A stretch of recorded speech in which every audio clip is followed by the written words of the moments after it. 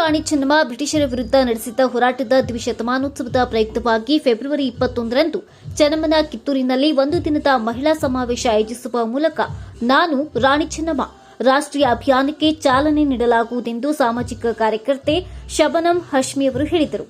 ನಗರದ ಸುದ್ದಿಗೋಷ್ಠಿಯಲ್ಲಿ ಮಾತನಾಡಿದ ಅವರು, ಫೆಬ್ರವರಿ 21ರಂದು ಬೆಳಗ್ಗೆ 9 ಗಂಟೆಗೆ ಕಿತ್ತೂರಿನ ಚೆನ್ನಮ್ಮ ವೃತ್ತದಿಂದ ಕೋಟೆವರೆಗೆ ಜಾಥಾ ನಡೆಯಲಿದ್ದು, ಬೆಳಗ್ಗೆ 11 ಗಂಟೆಗೆ ಸಮಾವೇಶಕ್ಕೆ ಚಾಲನೆ ಸಿಗಲಿದೆ. 20 ರಾಜ್ಯಗಳಿಂದ ಸುಮಾರು 3,000 ಮಹಿಳೆಯರು ಸಮಾವೇಶದಲ್ಲಿ ಪಾಲ್ಗೊಳ್ಳುವ ನಿರೀಕ್ಷೆ ಇದ್ದು, ಈ ಸಮಾವೇಶದಲ್ಲಿ ಮಹಿಳಾ ಪರವಾದ ಹಕ್ಕೊತ್ತಾಯಗಳನ್ನು ಮಂಡಿಸಲಾಗುವುದೆಂದು ತಿಳಿಸಿದರು. ನಮಗೆ ಅದು ಹೊಳಿಬೇಕಾಗಿತ್ತು. ಫಸ್ಟ್ ಅದು ಇಡೀ ದೇಶದಲ್ಲಿ ಡೆಲ್ಲಿ ಹೆಣ್ಮಕ್ಳು ಇಷ್ಟು ಪ್ರೀತಿಯಿಂದ ಬಂದರು ನಮ್ಮ ಹತ್ರ, ಮತ್ತೆ ಸಂಘಟನೆ ಮಾಡಿದ್ರು, ಬಹಳ ಕೆಲಸ ಮಾಡ್ತಾ ಇದ್ದಾರೆ.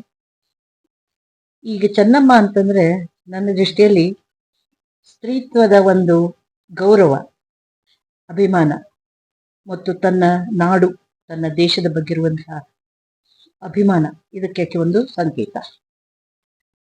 ಹಾಗೆ ಕಿತ್ತೂರು ಚೆನ್ನಮ್ಮ, ನಾನು ಕಿತ್ತೂರು ಚೆನ್ನಮ್ಮ ಅನ್ನುವಂಥದ್ದೊಂದು ಸ್ಲೋಗನ್ ಇದೆ. ಯಾಕೆ ನಮಗೆ ಸಿಂಬಲ್ ಆಗಬೇಕು ಅಥವಾ ಸಂಕೇತ ಆಗಬೇಕು ಅಂತಂದ್ರೆ, ಪ್ರತಿಯೊಬ್ಬ ಹೆಣ್ಣುಮಗಳು, ಅವಳು ಶ್ರೀಮಂತಳೇ ಇರಲಿ ಬಡವೇನೇ ಇರಲಿ, ಯಾವ ಸ್ತರದಲ್ಲಿದ್ದರೂ ಸಹ ಹೆಣ್ಮಗಳಿಗೆ ಹೆಣ್ಣು ಅಂದ್ರೆ ಒಂದು ಡಿಗ್ನಿಟಿ ಇದೆ ಅದಕ್ಕೆ. ಬಿಕಾಸ್ ಅವಳ ಹತ್ರ ಶಕ್ತಿ ಇದೆ. ಅದಕ್ಕೆ ಶಕ್ತಿ ದೇವತೆಗಳೆಲ್ಲ ನಮ್ಮ ಹಿಂದೂ ಸಂಸ್ಕೃತಿಯಲ್ಲಿ ಹೆಚ್ಚು ಪೂಜಿಸಲ್ಪಡ್ತಾರೆ. ನಾನು ಹೆಣ್ಣಾಗಿ ಹುಟ್ಟಿದ್ದೇನೆ ಅಂತಂದ್ರೆ ಅದರ ಒಂದು ಸ್ವಾಭಿಮಾನ, ಒಂದು ಗೌರವ, ಒಂದು ಸಂತೋಷ ಪಡ್ಬೇಕು. ಹಾಗೆ ಮೊಟ್ಟ ಮೊದಲಕ್ಕೆ ನಾನು ಹೆಣ್ಣಾಗಿ ಹುಟ್ಟಿದ್ದೇನೆ ಅನ್ನುವಂಥ ಗೌರವ ಆಕೆ ಅನುಭವ ಮಾಡೋದ್ರ ಜೊತೆಗೆ ತನ್ನ ಮನೆ, ಮೊಟ್ಟ ಮೊದಲು ಮನೆಯಲ್ಲಿ, ಆಮೇಲೆ ತನ್ನ ಸುತ್ತಲಿನ ಊರು, ಸಮಾಜ, ದೇಶ, ಇದೆಲ್ಲದರ ಬಗ್ಗೆ ಎಲ್ಲೆಲ್ಲಿ ಹೆಣ್ಮಕ್ಳು ಇದ್ದಾರಲ್ಲ, ಮನೆಯಲ್ಲಿ ಇರ್ತಾರೆ, ನಮ್ಮ ಊರಲ್ಲಿ ಇರ್ತಾರೆ, ನಮ್ಮ ದೇಶದಲ್ಲಿ ಇರ್ತಾರೆ, ನಮ್ಮ ವಿಶ್ವದಲ್ಲಿ ಹೆಣ್ಮಕ್ಳು ಇರ್ತಾರಲ್ಲ, ಒಟ್ಟಾರೆ ಹೆಣ್ಮಕ್ಳಿಗಾಗಿ ಯಾವುದೇ ನಮ್ಮ ಸ್ವಾಭಿಮಾನ, ನಮ್ಮ ಹಕ್ಕು,